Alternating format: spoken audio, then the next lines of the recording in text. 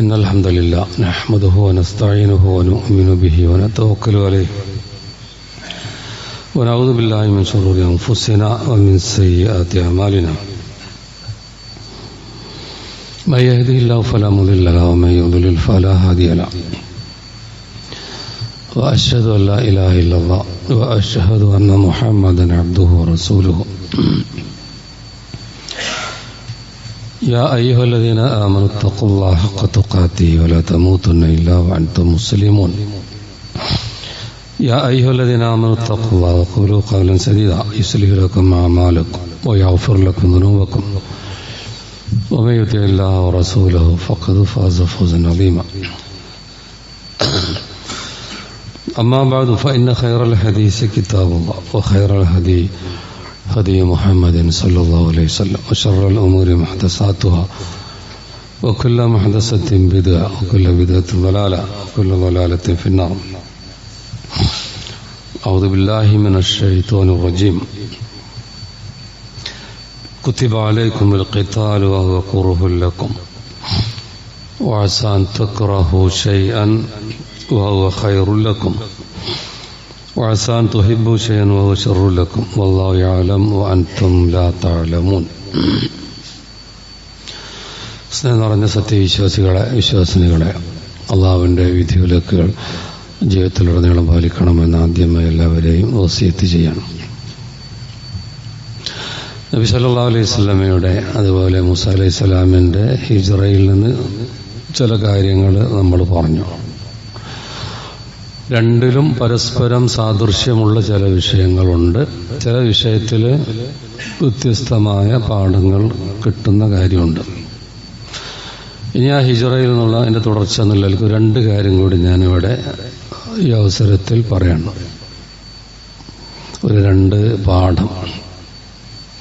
അതിലൊന്ന്, നബി സല്ലല്ലാഹു അലൈഹി വസല്ലം ഹിജ്റ പോവാൻ തീരുമാനിക്കുമ്പോൾ അലി ഇബ്നു അബീ താലിബ് റളിയല്ലാഹുവിനെ വിളിച്ചിട്ട് രണ്ട് കാര്യം പറഞ്ഞിട്ടുണ്ട്.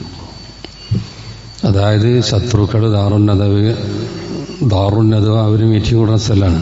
ശത്രുക്കൾ അവരവിടെ തീരുമാനമാക്കി, മുസ്ലിങ്ങളൊക്കെ ഇവിടെ നിന്ന് വിട്ടിട്ടുണ്ട്, സ്ഥലം വിട്ടിട്ടുണ്ട്, ഇന്നോ നാളെ മുഹമ്മദ് ഇവിടെ നിന്ന് പോകും, അതിന് മുമ്പ് തീരുമാനമാക്കണം, കൊന്നുകളയണം, അതിന് മുമ്പ് കൊന്നുകളയണം എന്നാണ് അവർ തീരുമാനിക്കുന്നത്. അങ്ങനെ ചർച്ച ചെയ്തൊക്കെ തീരുമാനിച്ച് വീട് വളഞ്ഞ് ഇന്ന് രാത്രി കൊല്ലണം എന്ന നിലക്ക് തീരുമാനിക്കണം. അപ്പോഴാണ്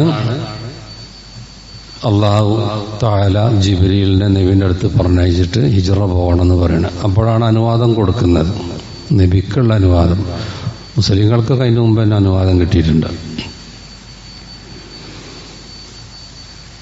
അതുകൊണ്ട് ഇന്ന് രാത്രി നബി തിരുമേനി തൻ്റെ വിരിപ്പിൽ ഉറങ്ങാൻ പാടില്ല. ഇതൊക്കെയാണ് ജിബ്രീൽ അലൈഹിസ്സലാം എന്ന് പറഞ്ഞത്. അപ്പോൾ അലി ഇബ്നു അബീ താലിബിനെ വിളിച്ചിട്ട് പറഞ്ഞു, ഇന്ന് രാത്രി എൻ്റെ വിരിപ്പിൽ നീ ഉറങ്ങണം. പിന്നെ ഒരു കാര്യം കൂടി ഏൽപ്പിച്ചു അലി ഇബ്നു അബീ താലിബിനെ. എന്താ, ഞാൻ പോയി കഴിഞ്ഞാൽ എൻ്റെ വീട്ടിലും അതുപോലെ ഞാൻ സൂക്ഷിച്ച സ്ഥലത്ത് ഇന്ന വസ്തുക്കളൊക്കെ ഉണ്ട്, അത് ഇന്ന വ്യക്തികളുടേതാണ്, അതൊക്കെ അവർക്ക് തിരിച്ചു കൊടുക്കണം, അത് കഴിഞ്ഞിട്ട് വന്നാൽ മതി എന്നാണ് പറയണം. പലരും നബിയെ സൂക്ഷിച്ച് ഏൽപ്പിക്കും. കാരണം വിശ്വസിക്കാൻ പറ്റിയ ഏക മനുഷ്യൻ നിലക്ക് അവർ കാണുന്ന നബിനെയാണ്. അത് ശരിക്കും നബി സൂക്ഷിക്കും. അവർ റസൂൽ അലി ഇബ്നു അബീ താലിബിനെ വിളിച്ച് പറയാണ്, ഏത് നബിനെ പുറത്താക്കാൻ വേണ്ടി ഗൂഢാലോചന നടത്തിയ ആൾക്കാരെ വസ്തുവൊക്കെ ചിലപ്പോൾ ഇതിലുണ്ടാവും, അതൊക്കെ അവർക്ക് തിരിച്ചു കൊടുക്കുക, ഒക്കെ കഴിഞ്ഞിട്ട് വന്നാൽ മതി. ഇത് വെച്ചിട്ടാണ് പണ്ഡിതന്മാരൊരു വലിയ പാഠം പറയണം. എന്താണെന്നറിയോ, ശത്രുക്കൾ എത്ര മോശമായി നിന്നാലും, അവർ വളരെ സംസ്കാരശൂന്യമായി പ്രവർത്തനം നടത്തിയാലും നമ്മുടെ സംസ്കാരം കളയരുത് എന്നാണ്. മുസ്ലിങ്ങൾക്ക് സംസ്കാരമുണ്ടല്ലോ, ആ സംസ്കാരത്തിൽ അവർ നിൽക്കണം. ഇവിടെ ഇപ്പോൾ ശത്രുക്കൾ എത്ര മോശമായിട്ടാണ് സ്വന്തം നാട്ടിൽ നിന്ന് നബിനെ കൊന്നുകളയാനുള്ള തീരുമാനമാണ് എടുക്കുന്നത്. അങ്ങനെയൊക്കെ തീരുമാനിച്ചിട്ടും അവരെ സ്വത്ത് വേണമെങ്കിൽ നബിക്ക് ഞാൻ എന്തും ചെയ്യാം എന്ന രൂപത്തിൽ പറഞ്ഞ ആരും ഒന്നും പറയില്ല. എന്നിട്ടും എതിരാളികളാണെങ്കിൽ അവരെ ധനം ഒക്കെ അവരെ തന്നെ ഏൽപ്പിക്കണം, വിശ്വസിച്ച് ഏൽപ്പിച്ചതല്ല, അത് അവർക്ക് തന്നെ കൊടുക്കണം എന്നാണ് പറയുന്നത്. അപ്പം ഈ ഒരു സ്വഭാവം നബിയുടെ ചരിത്രത്തിലുടനീളം നമുക്ക് കാണാൻ കഴിയും. ത്വായിഫ് ചെല്ലുമ്പോൾ ത്വായിഫ് രംഗമൊക്കെ തന്നെയാണല്ലോ, അവിടെയൊക്കെ വളരെ മോശമായിട്ട് പെരുമാറി. അപ്പോൾ മലക്കുൽ ജിബാൽ വന്നിട്ട് പറഞ്ഞു അവരെ നശിപ്പിക്കണമെന്ന് ചോദിച്ചു. അപ്പോൾ നബി പറയാം വേണ്ട, വിവരമില്ലാത്തവരല്ലേ, അള്ളാഹുവിനോട് പൊറുക്കെല്ലാം തേടിക്കൊടുക്കുകയാണ്, അവർക്ക് മാപ്പ് കൊടുക്കണം എന്നാണ് പറയുന്നത്. ഇങ്ങനെ എന്തൊക്കെയുണ്ട് നബിന്റെ ജീവിതത്തിൽ. യുദ്ധത്തിലൊക്കെ യോദ്ധാക്കൾക്ക് കർശന നിയമമാണ് നബി കൊടുക്കുക. എന്തൊക്കെ കൊടുക്കുക അറിയോ? നിങ്ങൾ യുദ്ധത്തിന് വേണം, പക്ഷെ അവിടുത്തെ വയസ്സന്മാരൊന്നും കൊല്ലണ്ടാലും എന്തൊക്കെ ആരോ പറയോ. അവിടെ ഒക്കെ എതിരാളികളെ ഫുള്ള് ശരിയാക്കാനല്ലേ പറയാം. അവിടുത്തെ കുട്ടികളെ ഒന്നും കൊല്ലരുത്, അവിടുത്തെ പെണ്ണുങ്ങളെ സ്ത്രീകളെ കൊല്ലണ്ട. അതുപോലെ അവിടുത്തെ എതിരാളികളുടെ വിചാരിച്ച പോലെ മരങ്ങളൊന്നും മുറിച്ച് മാറ്റണ്ട. മഠങ്ങളിൽ ആരാധനയായിട്ട് കഴിച്ചു കൂടുന്ന സന്യാസിമാരൊക്കെ ഉണ്ടാവില്ലൊന്നും ഒന്നും ചെയ്യണ്ട. ഇങ്ങനെയൊക്കെയാണ് നബി സല്ലല്ലാഹു അലൈഹി വസല്ലം കൊടുക്കുന്ന നിർദ്ദേശം. അതുമാത്രമാണോ? അങ്ങനെ എതിരാളികൾ യുദ്ധം ചെയ്യണമെന്നെ പ്രത്യേക സാഹചര്യത്തിലാണ്. അങ്ങനെ യുദ്ധത്തിന്റെ സന്ദർഭത്തിൽ അവരൊക്കെ കൊല്ലേണ്ടി വന്നാലും ഈ മൃതശരീരം വികൃതമാക്കരുത്, അംഗച്ഛേദം ചെയ്യരുത്.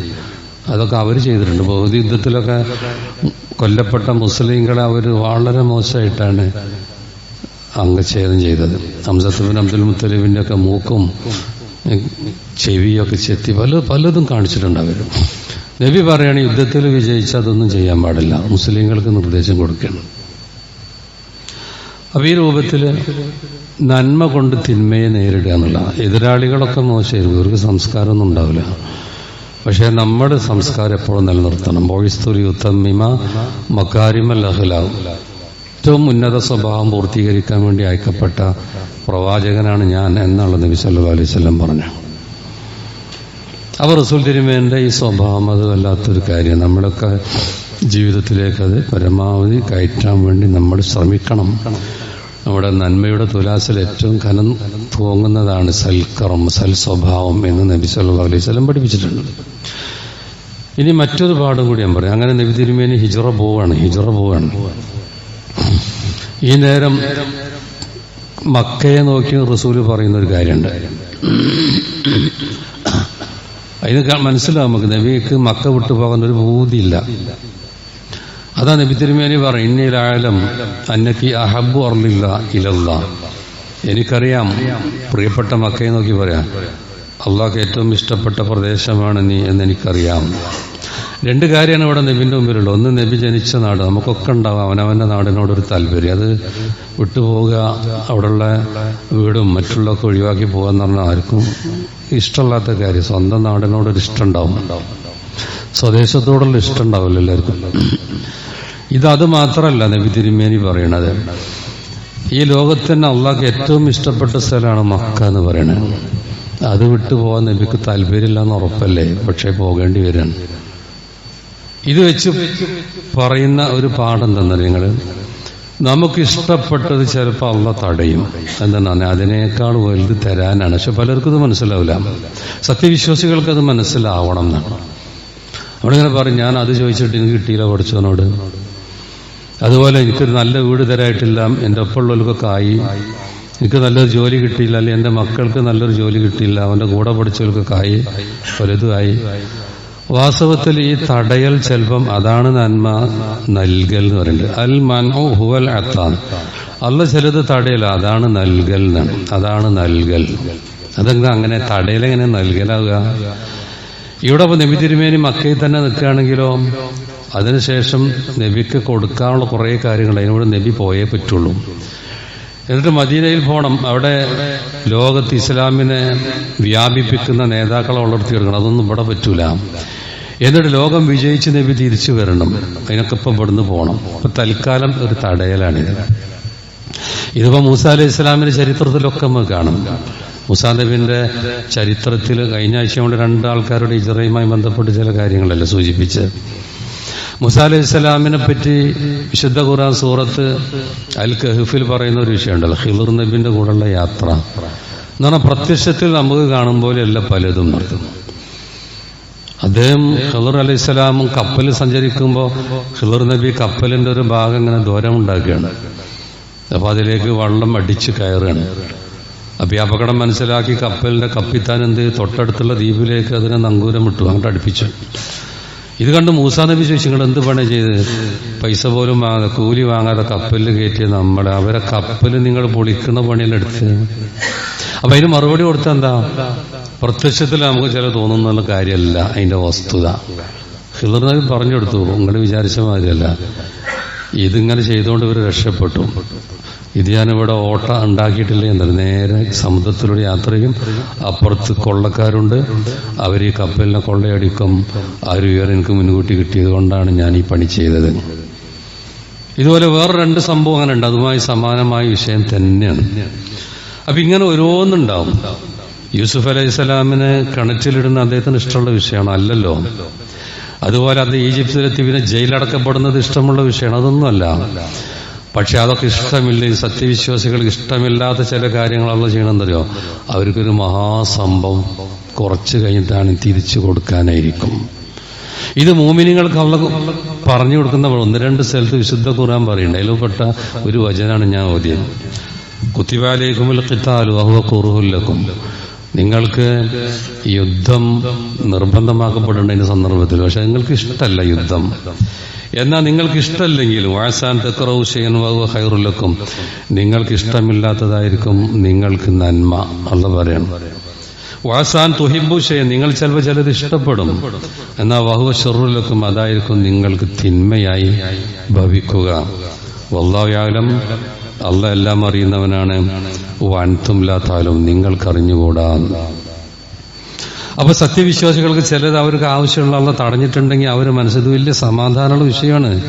നമ്മൾ ഓൽക്കെന്താ അങ്ങനെ ഉണ്ട്, ഇവർക്കുണ്ട്, എനിക്ക് ഇഷ്ടമല്ലാത്തതാണ്, ഇഷ്ടമുള്ള കിട്ടിയിട്ടില്ല ഒക്കെ പറയുമ്പോഴും ഉടനെ സത്യവിശ്വാസികൾക്ക് മനസ്സിൽ വരണം, അതെനിക്ക് അതിനേക്കാൾ ഖൈർ അള്ളാഹ് തരാനാണ്. എന്നാൽ ഒരു വിശ്വാസം ഉണ്ടായി വലിയ സമാധാനം ഉണ്ടാകുക. മറ്റവർക്കൊക്കെ കൊടുത്ത് എനിക്ക് കിട്ടിയില്ല, അത് കിട്ടാതിരിക്കാൻ അള്ളാഹു അതിനേക്കാൾ ഖൈർ വിചാരിച്ചിട്ടുണ്ടാവും. അപ്പൊ മനസ്സിന് സുഖം ഉണ്ടാവും, സ്വസ്ഥത ഉണ്ടാവും, സമാധാനം ഉണ്ടാവും. അതിനുവേണ്ടിയാണ്. ഇതുപോലെ വൈവാഹിക രംഗം പറഞ്ഞപ്പോഴും വിശുദ്ധ ഖുർആൻ പറഞ്ഞു, വഅശിറുഹുന്ന ബിൽ മഅറൂഫ്, നിങ്ങൾ അവരോട് ഭാര്യമാരോട് നല്ല നിലക്ക് പെരുമാറണം. എന്നിട്ടോ ഫൈൻ കരിഹിത്തുമുന്ന, അവരിൽ നിന്ന് നിങ്ങൾക്ക് വല്ലതും വെറുപ്പുള്ളത് നിങ്ങൾക്ക് അനുഭവപ്പെട്ടാൽ ഫഅസാൻ തഖറഉ ശൈഅൻ, നിങ്ങൾ വെറുക്കുന്ന കാര്യമായിരിക്കും. ചിലപ്പോൾ യജ്അലുല്ലാഹു ഫീ ഖൈറൻ കസീറ, അതിലൊരുപാട് ഖൈർ വേറെ അള്ളാഹ് നിശ്ചയിച്ചിട്ടുണ്ടാവുന്നു. ഏതെങ്കിലും ഒരു വെറുപ്പിന്റെ വിഷയത്തിൽ നമ്മൾ തീരുമാനം എടുക്കേണ്ട, വേറൊരുപാട് ഖൈർ അതിലൂടെ നിശ്ചയിച്ചിട്ടുണ്ടാവും. അപ്പൊ ഈ കാര്യമൊക്കെ ഒന്നുകൂടി വ്യക്തമാക്കി നബി സല്ലല്ലാഹു അലൈഹി വസല്ലം മാറ്റിക്കുറിക്കിയ ഒരു കാര്യം നമുക്ക് പറഞ്ഞു തരുന്നുണ്ട്. തിരുമേനി പറഞ്ഞ ഒരു ഹദീസ് നിങ്ങൾ കേട്ടോളൂ. എന്താ പറയണെന്നറിയാം? ഇന്നല്ലാഹ യഹ്മി അബ്ദഹു അൽ മുഅ്മിൻ, തീർച്ചയായും അള്ളാഹ് അവന്റെ മോമിനായ അടിമയെ സംരക്ഷിക്കും. കൊടുക്കാതെ സംരക്ഷിക്കണ കാര്യമാണ് പറഞ്ഞത്. കൊടുക്കാതിരിക്കൽ നന്മയാണെന്ന് പറഞ്ഞില്ലേ? കൊടുക്കാതിരിക്കലാണ് അവർക്ക് വേണ്ട ഏറ്റവും വലിയ കൊടുക്കൽ എന്നാണ് പറയുന്നത്. ഇവിടെ എന്താ? അള്ളാഹ് അവന്റെ സത്യവിശ്വാസിയായ അടിമയെ സംരക്ഷിക്കും. മിനദ്ദുനിയ, ദുനിയാവിൽ നിന്ന്. ഓയുഹിബ്, അവന് ദുനിയാവ് വേണം, അവന് ദുനിയാവ് ഇഷ്ടമാണ്, അവനതിനു വേണ്ടി വല്ലാതെ ആഗ്രഹിക്കുന്നുണ്ട്. പക്ഷെ അള്ളാഹ് അത് കൊടുക്കാതെ അവനെ സംരക്ഷിക്കുന്നു. സംരക്ഷിക്കാനുള്ള പണിയാണ് പറഞ്ഞത്. അള്ളാഹ് അത് കൊടുക്കാത്തത് അവനെ സംരക്ഷിക്കാണ്. എന്നിട്ട് ഒരു ഉദാഹരണം കൂടി പറയാം. ഏതുപോലെ? കമാ തഹമൂന മരീലക്കും അത്വാമ വശറാബ്, നിങ്ങളെ രോഗിക്ക് ഭക്ഷണം കൊടുക്കാതിരിക്കലില്ലേ, രോഗിക്ക് വെള്ളം കൊടുക്കാതിരിക്കലില്ലേ? രോഗിക്ക് ഇഷ്ടമായിരിക്കും അത്. പക്ഷെ കൊടുക്കാത്ത എന്താ? രോഗിയോടുള്ള ഇഷ്ടം കൊണ്ടാണ്. നമ്മുടെ മക്കൾ, ചെറിയ കുട്ടികൾ പലതിനും വാശി പിടിക്കും, പക്ഷെ നമ്മളത് കൊടുക്കൂല. കാരണം കൊടുത്താൽ അതോടുകൂടി തന്നെ നാശമായിരിക്കും. കാരണം കുട്ടികളാണ്, വിൽക്കുന്ന അറിയില്ല, പലതും ചോദിക്കും. പക്ഷെ നമ്മൾ കൊടുക്കാതിരിക്കലില്ലേ? എന്താ? അത് കുട്ടികൾക്ക് വേണ്ടിയാണ്. ഇങ്ങനെയൊക്കെയുള്ള ഉദാഹരണം നബി തിരുമേനി സ്വല്ലല്ലാഹു അലൈഹി വസല്ലം നമുക്കിവിടെ പറഞ്ഞു തരുന്നത്. അപ്പൊ ഇതൊന്നല്ലാതെ ചോദിച്ചെന്നെ കിട്ടണം എന്ന് പറയുമ്പോൾ സത്യവിശ്വാസികൾക്ക് തടയപ്പെടുന്നതിന്റെ ഒരു ഹിക്മത്താണ് ഇപ്പൊ ഈ പറഞ്ഞത്. എന്നാൽ ചിലർക്ക് കിട്ടിയാലോ 2 അപകടം ചുരുക്കി പറഞ്ഞ് അവസാനിപ്പിക്കാം. അവർക്ക് എന്തായാലും കിട്ടിയാലേ തീരുള്ളൂ. പക്ഷെ അതോടുകൂടി ഒരു നശിക്കും എന്നാ പറയണം. അതിലൊരു ഹദീസ് ഇതാണ്: അല, അറിയുക, ഇന്നി ഊതീതുൽ കിതാബ്, എനിക്ക് വഹയ്യായി കിട്ടിയിട്ടുണ്ട് പരിശുദ്ധ ഖുർആൻ. പിന്നെ പറയാ വമിസ്ലഹു മഅഹു, അതിന്റെ കൂടെ അതുപോലെ വേറൊന്നും. അതെന്താ? അത് ഹദീസല്ലാതെ വേറൊന്നുമല്ല. വഹയ്യായി കിട്ടിയത് ഒന്ന് ഖുർആനും പിന്നെ അതിന്റെ കൂടെ വേറൊന്നും എന്ന് പറഞ്ഞാൽ അതുപോലെ അത് നബി തിരുമേനി പറയുന്ന ഹദീസാണ്. എന്നിട്ട് പിന്നെ പറയണം, അലാ യൂശിഫു റജുൽ ശബ്ആനു അലാ അരീകതിഹി, ഇനി ശേഷം വരും ടൊകർ കൂട്ടര്. നബി പറയാം, അവനിങ്ങനെ വയറൊക്കെ നിറച്ച് ഓന്റെ കട്ടിലും അങ്ങനെ ഇരുന്നു. കാരണം ഓന് ദുനിയാവുണ്ട്. അത് ആഡംബരത്തിൽ ജീവിക്കുന്ന ആൾക്കാരാണ്. അതൊന്നുമില്ലെങ്കിൽ അള്ളാന്റെ റസൂൽ എന്ന് പറഞ്ഞു, നബി എന്ന് പറഞ്ഞു ജീവിതത്തിൽ പകർത്തുന്ന ആൾക്കാരായിരുന്നവര്. പക്ഷെ ഇപ്പൊ സൗകര്യങ്ങൾ കൂടി, അവരുടെ ബിസിനസ് കൂടി, പല ജാതി സൗകര്യങ്ങളായപ്പോ നബി പറയുന്നത് പലരും അവരുടെ താല്പര്യത്തിന് എതിരായിരിക്കും. അപ്പൊ അവരെന്താ പറയാന്നറിയോ? അവര് പറയുന്നതെന്നറിയോ? എലൈക്കും ബിഹാദിൽ നിങ്ങൾ ഈ ഖുർആൻ എടുത്താൽ മതി. ഫമാവജത്തും ഫീമിൻ ഹലാൽ, അതിലെന്ത് ഹലാലുണ്ടോ അത് മാത്രം. ഫമാവജത്തും ഫീമിൻ ഹറ, അതിലെന്താ ഹറാമ് കണ്ട് അതിലെന്താ ഹലാൽ അത് മാത്രം എടുക്കുക. നിങ്ങൾ കുറെ ഹദീസും മറ്റൊക്കെ കഴിച്ച് ഇങ്ങനെ വരും. ഇപ്പം അതെന്ന് പറഞ്ഞാൽ അതിൽ കൃത്യം നിസ്കരിക്കണം. നിങ്ങളുടെ ബിസിനസ് മറ്റൊക്കെ ആണെങ്കിലും ഹയ്യ അല സ്വലാ പറയും, പള്ളിയിലേക്ക് വരണം, ഇങ്ങനെ പറയല്ലോ. ഇങ്ങനെ കുറെ നിർദ്ദേശങ്ങളല്ലോ നബി തിരുമേനി പറഞ്ഞത്. ഇതൊന്നും പിന്നെ ഓന് പറ്റൂല. അപ്പൊ അങ്ങനെ പറയാ ഖുർആൻ ഹദീസൊക്കെ അവിടെ വെച്ചാണ് ഖുർആൻ മതി. അതെന്താ കാരണം എന്നറിയോ? അള്ളാഹ് അവന് സൗകര്യം കൊടുത്തതാണ്. അവൻ ആഡംബര ജീവിയായി, അവന് വലിയ കൊട്ടാരമുണ്ടാക്കി, അതിലാ സുന്ദരമായ സോഫയിൽ ഇരുന്നിട്ട് ഇങ്ങനെ പറയാ നിങ്ങളെ ഹദീസൊക്കെ അവിടെ വെക്കി, ഇപ്പൊ തൽക്കാലം ഇത് മതി. കണ്ടങ്ങളുടെ നാശം, ഓരോരുത്തർക്കും നാശം. അതുകൊണ്ടാണ് ചിലർ കൊടുക്കാതെ അള്ള സംരക്ഷിക്കുന്നത് അവിടെ പറയണേ. മറ്റൊരു നാശം എന്താണെന്നറിയോ? ശുദ്ധ ഖുർആൻ പറഞ്ഞു. എന്താ പറഞ്ഞത്? കാറൂനെ പറ്റിയാ പറഞ്ഞത്. കാറൂനെ പറ്റി കാനമീം ഖൗമി മൂസ, ഇസ്രായേലിൽപ്പെട്ട ആളായിരുന്നു. മൂസ നബിന്റെ സഹാബികളുടെ കൂട്ടത്തിൽപ്പെട്ട ആളായിരുന്നു കാറൂന്. അയാൾക്ക് എന്തായാലും സ്വത്ത് കിട്ടണം, ഭയങ്കരമായിട്ട് സ്വത്ത് വർദ്ധിക്കണം. എന്താ പറഞ്ഞേ? പക്ഷെ അങ്ങനെ സ്വത്ത് പഠിച്ചവനോട് കൊടുത്തു. വല്ല ആവശ്യപ്പെട്ടപ്പോൾ അള്ളയോട് കൊടുത്തു. തന്നെ ചോദിച്ചാൽ പിന്നെ അതിനുവേണ്ടി തന്നെ പ്രാർത്ഥിക്കുക, അത് വേണം ഇത് വേണം. അവസാനം അള്ളയോട് കൊടുത്തു. അത് കൊടുത്തപ്പോൾ എന്തായെന്നറിയോ? അവന്റെ കോല ആകെ മാറി. അവൻ പണ്ടത്തെ മാതിരി ഒന്നല്ല, ആകെ കോലം മാറി. ആൾക്കാർ പലരും ഉപദേശിച്ച് നോക്കി, നീ പണ്ടത്തെ മാതിരി ആവണം, നന്നാകണം ഒക്കെ പറയും. ഇതൊക്കെ ഞാൻ അധ്വാനിച്ചുണ്ടാക്കിയാണ്. അതൊക്കെ ഖുർആൻ തന്നെ പറയുന്നുണ്ട്. ഇവനെ പറ്റി ഓരോന്നും പറയുന്നുണ്ട്. അവസാനം അവന്റെ ദുരന്തം അകന്നകന്നു പോയി. ഫഖസഫ്നാ ബിഹി വബിദാരിഹിൽ അർദ്, അവനെയും അവന്റെ കൊട്ടാരത്തെയും ഒക്കെ ഭൂമിയിലേക്ക് നമ്മൾ താഴ്ത്തിക്കളഞ്ഞു. അപ്പൊ റബ്ബ് നമ്മൾ സംരക്ഷിക്കും ചിലത് തരാതെ. അത് അങ്ങനെ വരുമ്പോ ആൾക്കാർ മറ്റവന് കിട്ടിയല്ലോ, ഇവന് കിട്ടിയല്ലോ. അപ്പൊ നമ്മൾ മനസ്സിലാക്കണം, എന്നെ റബ്ബ് സംരക്ഷിക്കായിരിക്കും. എനിക്കത് കിട്ടിയാൽ ഞാൻ നശിച്ചു പോകും, ഞാൻ നശിച്ചു പോകരുതെന്നുള്ള തീരുമാനിച്ചിട്ടുണ്ടാകും. ഇത് വല്ലാത്തൊരു സമാധാനം സത്യവിശ്വാസികൾ നൽകും. അള്ളാഹു നമ്മെ അനുഗ്രഹിക്കുമാറാവട്ടെ.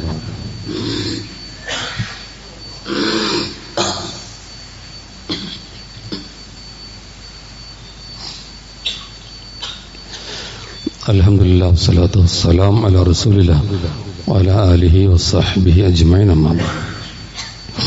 സ്നേഹം നിറഞ്ഞ സത്യവിശ്വാസികളെ, വിശ്വാസിനികളെ, അല്ലാഹുവിന്റെ വിധിവിലക്കുകൾ ജീവിതത്തിലുടനീളം പാലിക്കണമെന്ന് ഒരിക്കൽ കൂടി എല്ലാവരെയും വസിയത്ത് ചെയ്യാം. പൊതുവെ പലർക്കും ഇഷ്ടമല്ലാത്തൊരു കാര്യം കൂടി ഞാൻ സൂചിപ്പിക്കണം. എന്താണെന്നറിയാം? ഈ സുബൈന്റെ സമയത്ത് എഴുന്നേൽക്കുക എന്ന് പറയുന്നത് വല്ലാത്തൊരു പ്രശ്നമാണ് പലർക്കും. അതിന് മുമ്പിൽ ഒരു കീറാമുട്ടിയാണ്, പ്രതിസന്ധിയാണ്. അതുപോലെ ഇപ്പോൾ ഈ ലോകകപ്പ് ഫുട്ബോളൊക്കെ വരുമല്ലോ, ഉറക്കം വെച്ചിട്ട് അതൊക്കെ കാണും ആൾക്കാർ. അതിനൊന്നും ആൾക്കാർക്ക് ഒരു പ്രശ്നമൊന്നും ഉണ്ടാവില്ല. മണിക്കൂറുകൾ ഇങ്ങനെ കാണുകയാണ്. എന്താ കാര്യം വെച്ചാൽ കാര്യമായിട്ടൊന്നുമില്ല. ഒരു കാര്യം ഉണ്ടെച്ചാൽ ഒരു കാര്യം ഉണ്ടാവില്ല. അങ്ങനെ ഒരു ജയിച്ചു ഇവർ ജയിച്ചു പറഞ്ഞുകൊണ്ട് ഇവൻ്റെ ഭൗതിക ജീവിതത്തിലോ പാരത്രിക ജീവിതത്തിലോ എന്താ കിട്ടാനുള്ളത്? എന്നാലും ഒരു ഹവൻ നഫ്സിന്റെ പിന്നാലെ പോവുകയാണ്. അപ്പൊ ഇങ്ങനെയൊക്കെയുള്ള സമയത്ത് ഹയ്യ അല സ്വലാ എന്നൊക്കെ പറയുമ്പോൾ അത് ഭയങ്കര അരോചകമായിരിക്കും, നമുക്ക് വെറുപ്പായിരിക്കും. ആ നേരം എഴുന്നേൽക്കൂല. അതുകൊണ്ട് തന്നെ ഞങ്ങൾ പള്ളികളൊക്കെ നിർത്തി ഏറ്റവും ജനവാസം കുറവ് പള്ളിയിൽ സുബൈന്റെ സമയത്തായിരിക്കും. പരിസരത്തൊക്കെ ആൾക്കാർ ലേറ്റല്ല. പക്ഷെ ഇവിടെയൊക്കെ നമ്മളറിയാം, നമുക്ക് വെറുപ്പുള്ളത് അള്ളാഹ്ക്ക് ഇഷ്ടമുള്ള കുറെ കാര്യം ഉണ്ടല്ലോ. അസാൻ തിക്റഹു ചെയ്യും, നിങ്ങൾ വെറുക്കുന്ന കാര്യം അതിലൊരുപാട് ഹൈറുണ്ട്. എന്താണെന്നറിയോ? ഒന്ന്, ബൂരിക്ക ഉമ്മത്തി ഫി ബുക്കൂരിയ, ഈ പ്രഭാതം അതിൽ എൻ്റെ ഉമ്മത്തിന് ബർക്കത്ത് ചെയ്യപ്പെട്ടിട്ടുണ്ടെന്ന ഏറ്റവും നല്ല സമയമാണ്. സുബൈന്റെ മുമ്പ് എഴുന്നേൽക്കുക, സുബൈസ്കരിക്കുക, പിന്നെ സൂര്യ ഉദിക്കേണ്ടവരെ ഉറങ്ങാതിരിക്കുക. ആ നേരം നമ്മുടെ ബിസിനസ്സോ അതല്ലെങ്കിൽ നമ്മളനുസരിച്ചുള്ളത് അദ്കാറു സ്വബാഹ് അതൊക്കെ നടത്താമല്ലോ. ചിലർ രാവിലെ നടക്കലൊക്കെ ഉണ്ട്. ആ നടക്കുന്ന ആൾക്കാർക്ക് ഞാൻ പറയണേ, 100 വട്ടം ചെല്ലാനുള്ള ദിക്കറൊക്കെ ഉണ്ട്. പള്ളിയിൽ നിന്ന് ചൊല്ലി ഉറക്കം വരുമെങ്കിൽ നിങ്ങൾ നടന്നോളി. നടന്നിട്ട് സുബ്ഹാനല്ലാഹ് 100 വട്ടം ചെല്ലാം. അൽഹംദുലില്ലാഹ്, അല്ലാഹു അക്ബർ, ലാ ഇലാഹ ഇല്ലല്ലാഹ്.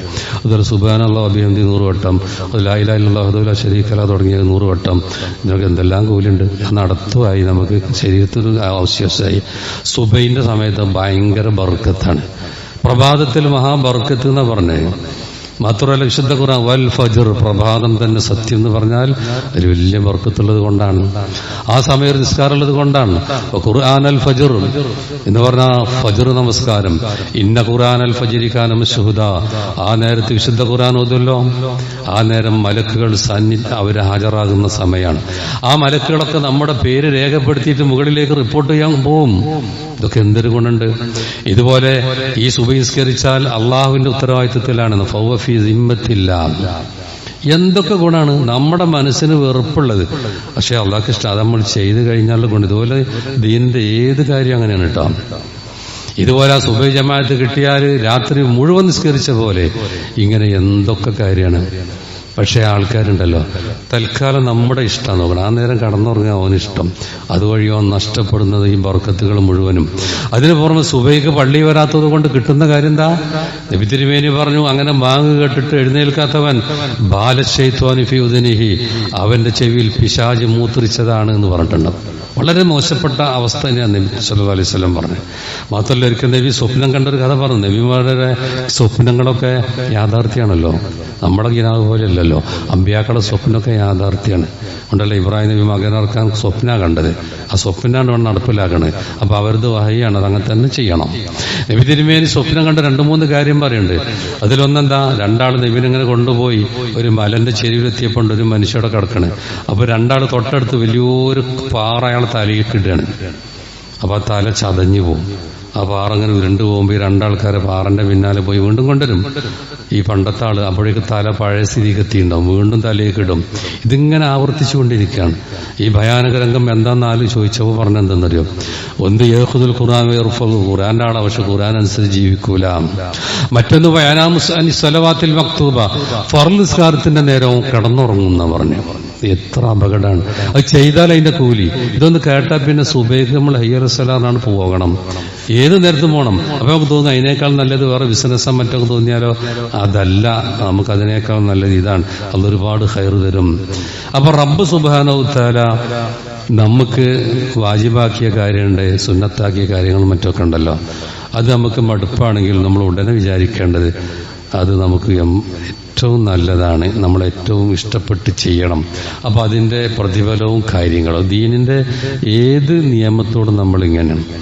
അപ്പൊ തുടക്കത്തിൽ പറഞ്ഞ വിഷയം നമുക്ക് ഇഷ്ടമല്ലാത്ത കാര്യമാണ്, അതുകൊണ്ട് വലിയ ഖൈർ അല്ലാഹ് തരും. അതിന്റെ ചില ഉദാഹരണങ്ങൾ പറഞ്ഞു. പിന്നെ നമ്മൾ സ്ഥിരമായി ചെയ്യേണ്ട, നമ്മളുമായി ബന്ധപ്പെട്ട് നമുക്ക് ഹിജ്റയും കാര്യമൊന്നുമില്ലല്ലോ. അതുകൊണ്ട് റബ്ബ് പറഞ്ഞ കാര്യങ്ങൾ, വിലക്കിയ കാര്യങ്ങൾ ഒഴിവാക്കുക, പറഞ്ഞ കാര്യങ്ങൾ ജീവിതത്തിൽ പകർത്തുക. അതൊക്കെ ചെയ്താൽ ഈ ജാതി ഒരുപാട് വർണ്ണിക്കാൻ പറ്റാത്ത രൂപത്തിലുള്ള പ്രതിഫലങ്ങളെ പറ്റി വാഗ്ദാനം ചെയ്തതാണ് സൂചിപ്പിച്ചിട്ടുള്ളത്. അതുകൊണ്ട് ദീനീ ജീവിതം നയിച്ച് മുന്നേറുക. അത് റബ്ബ് നമുക്കെല്ലാം തൗഫീഖ് ചെയ്യുമാറാവട്ടെ. നമ്മയൊക്കെ അവൻ ഇഷ്ടപ്പെട്ടവരോട് കൂട്ടത്തിൽ ഉൾപ്പെടുത്തുമാറാവട്ടെ.